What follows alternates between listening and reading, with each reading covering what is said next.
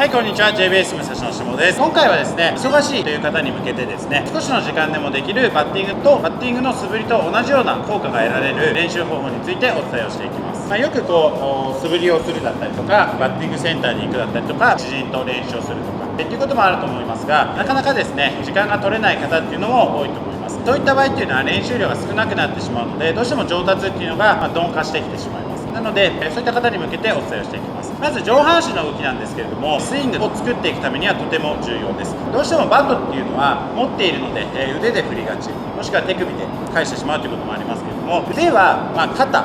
甲骨、鎖骨にくっついています。なので、ここの大元をしっかり動かしていくっていうことは、それ自体がスイングのトレーニングになっていくっていうことですね。なので、素振りをしなくても家の中でもできますし、ちょっとした空き時間ですね、5分とか3分とかでもできるような練習です。で、やり方はどうするかというと、前の手ですね、私は右打ちなので左手が前の手になります。前の手はバットの真ん中ぐらいを持ちます。で、後ろ手、トップハンド側は下から持ちます。このまままずやってほしいのは、ぐーっとそのままできるだけ前にですね、ぐーっと突き出していきます。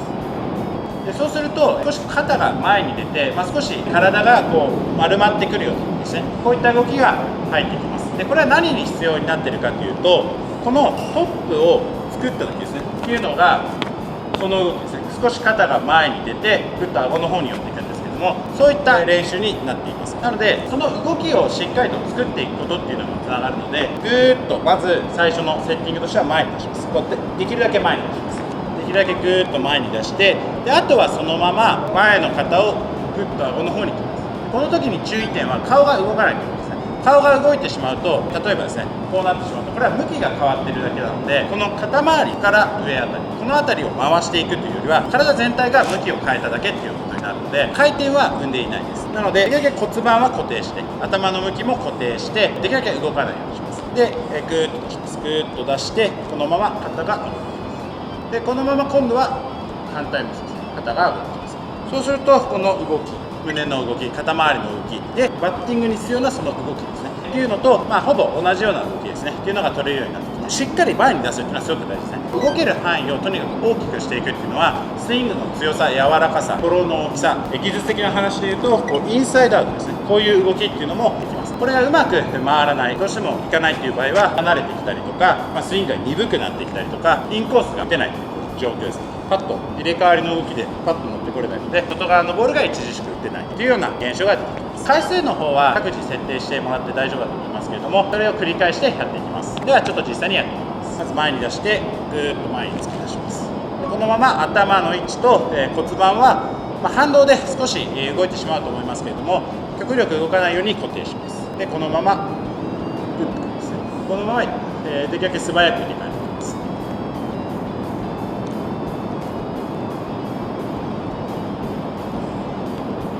はい、このような感じですね。そうすると少し肩甲骨の背中あたりがこうストレッチがかかってきて、こういった時にはこちら側ストレッチかかってきてっていう風になってくると思います。という風にやってみてください。はい、次にですね、下半身の使い方についてお伝えをしていきます。バットはですね、持っても持たなくても大丈夫です。あれば普通に持っていただくか、もしくは上から持っていただくかっていう感じで大丈夫だと思います。上半身の方に関して言うと、肩が顎に入ってトップを作ったりですね、この形を作りたいので、こう持つか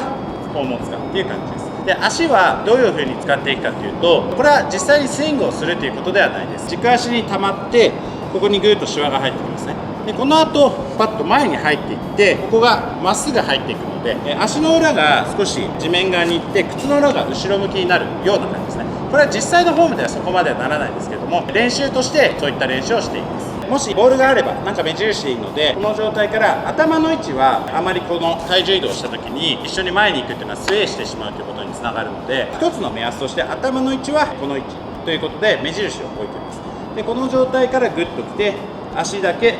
さっとやっていくっていう感じですね。頭は動かず腰だけ進んでいく。これは下半身の使い方になっていきますので、この練習を繰り返していくと、上半身一つと下半身ということで、スイングをせずにですね、どんどんできる練習になっています。ただこれもさっきの上半身で言えば、この前に出す動きですね、これを例えば緩く、少し弱めにやってしまうと、自分の動く範囲最大限をやることができないです。そこをしっかりとやっていくっていうことが大事なので、しっかりと伸ばして、この回していく時も動く範囲いっぱいまでいくっていうことですね。弱くやらない、適当にやらない。でこの足の方で言っても同じです。しっかりとグッと細ケーブルに溜めてぐーっとシワを強く入れます。でこのまま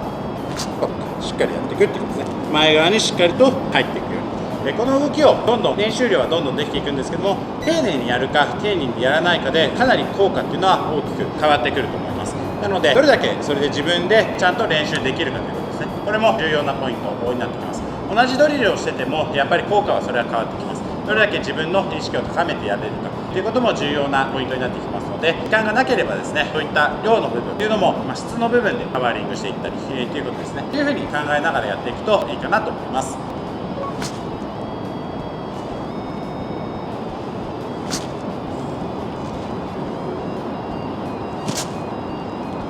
はい、このような感じでやってみてください。上半身がですね、前に向かないっていうのもポイントです。そうすると骨盤が少し、上半身トップが残るという回転差、捻転差というふうに呼んでますけれども、そういった技術も使えてきます。それができることによって、順番に回転をしていくので加速がしっかりしやすいですね。運動連鎖末端加速となどと言ったりしますけれども、体を順序に回転してきて